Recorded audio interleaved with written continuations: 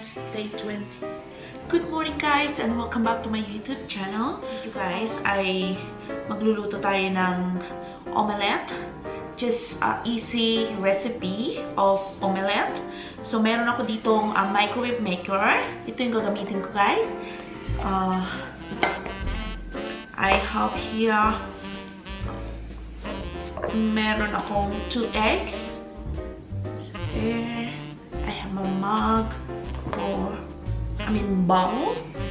And also I have a tomato, onion, and also slices of devon. So guys, gagamit ako ng devon. And also, I have here a light milk. Fresh milk. Light yung gagamitin ko guys. So, yeah. So yun guys, ito yung bowl na gagamitin ko para sa eggs. So, I crack the eggs first.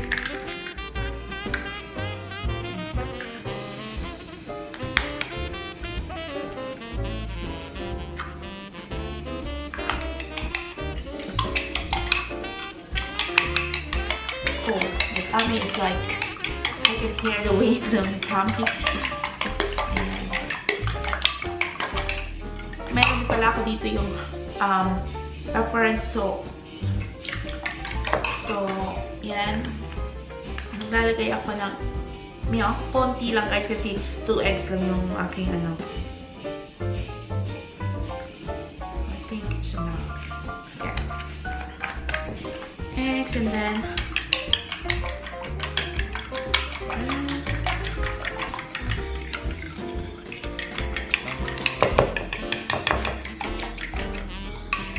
so I add salt and pepper.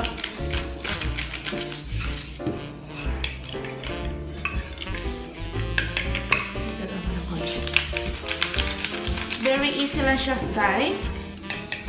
At yun.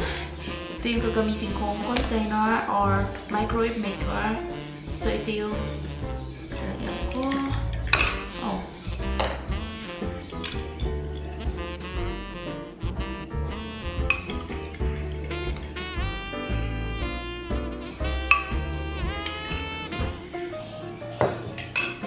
Tapos, mainis naman yung kamay ko guys. So, maglalagay ako ng devon.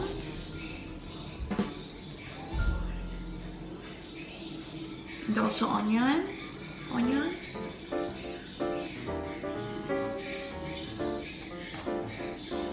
And tomato.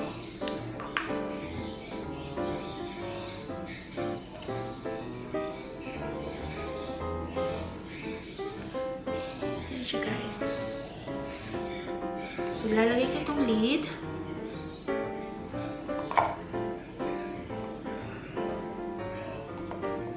And that's it. So, guys, ilalagay ko ito sa microwave for at least 3 minutes or 4 minutes. Ayan. 3 minutes. And then start.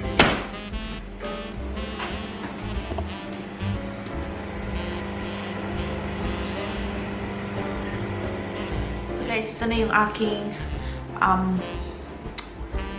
toast with peanut butter, and then my omelette is in here as well. So I'm gonna show you guys how it looks like. So ito na siya guys. This is my omelette. You see my microwave maker. Ayan siya guys. So, lalagay ko na siya dito sa ating plate. Ano yung sa... Oh! This is my omelette guys. See? Oh, mausok pa siya. It's so easy guys how to make omelette using microwave and also using this.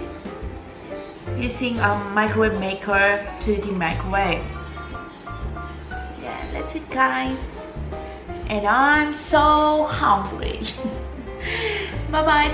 Thanks for watching guys, and hope you enjoyed this video. Bye bye.